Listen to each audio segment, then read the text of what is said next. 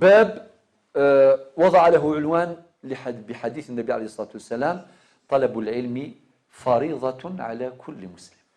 هذا هو عنوان الباب الأول في الصفحة 13. طبعا جاب حديث النبي عليه الصلاة والسلام، حديث أنس بن مالك رضي الله عنه قال النبي صلى الله عليه وسلم: طلب العلم فريضة على كل مسلم. الحديث أخرجه ابن ماجه وغيره. طيب، هذا الحديث ماذا نتعلم منه؟ أن طلب العلم فريضة. إذا كيف مثلا لنت الفرائض يغدي دي فرض ربي فانا تظل في رمضان العاشور كذا كذا، ولكن لقنظر باللي طلب العلم فريضة. النبي عليه الصلاة والسلام لا يثم زور ينزل فلاس ذي غار حراء اش سيدنا ربي اقرأ سم زورث خطر ثم سنين ذنساث يتساروت من الإيمان ربي سبحانه عز وجل. ثم سنين ذنساث يتساروت من الحضارة، مش عارف نبدا من الحضارة مولاش العلم. ثم سنين سيس بنادم هذه السين سر الوجود ينس اي غرض تو خلق اصلا. هل طريق تو خلقت جوست هذه يسو هذه رجل الموت خاطئ. بالعلم نتعرف على رب العزة جل جلاله. إنما يخشى الله من عباده العلماء. بالعلم نبني الحضارة، بالعلم ندرك سر الوجود، ندرك سر وجودنا وندرك رسالتنا في الحياة.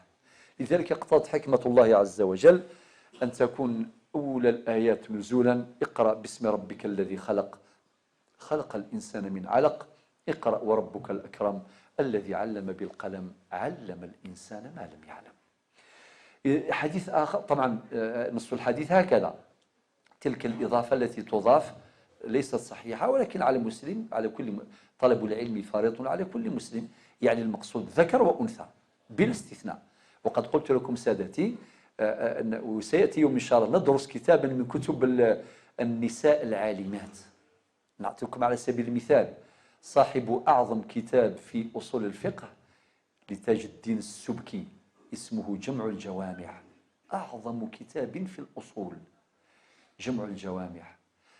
تاج الدين السبكي من كبار علماء الدنيا، من أساتذته ومن شيوخه امرأة اسمها زينب بنت الكمال، عاشت 94 سنة.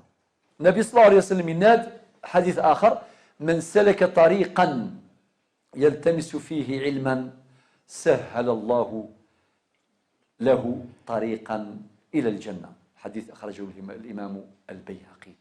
يعني وليد عن أفريد انتموسني باش ديالكم ثموسني رباس يسهل أفريد غير الجنة إن شاء الله. غير على ربي كتو قاعد يدفعنا أفريد من الجنة إن شاء الله. أيضا حديث آخر قال النبي صلى الله عليه وسلم: إذا مات الإنسان، هذه رواية من رواية الحديث، هناك رواية أخرى: إذا مات الإنسان انقطع عمله إلا من 3 أشياء. هكذا نص الحديث. الحديث آخر معروف حديث أبي هريرة: من صدقة جارية. ولي جان صدقة جارية يغازل فير يزاد تجران يفنى ثما مارت يفنى الجامع يفنى المصنع يفنى السفيطار المدرسة، صدقة جارية. أو علم ينتفع به بعده، هكذا في الرواية. ما يجد ثمسني كما مثل ابن عبد البر وغيره من العلماء. أو ولد صالح يدعو له، إذا ما يجد دريا صلحا هذا السكن الدعوة الخير. هذا الحديث صحيح أخرجه الإمامان، الإمام مسلم والإمام البخاري، والبخاري في الأدب المفرد ليس في صحيحه ولكن في الأدب المفرد.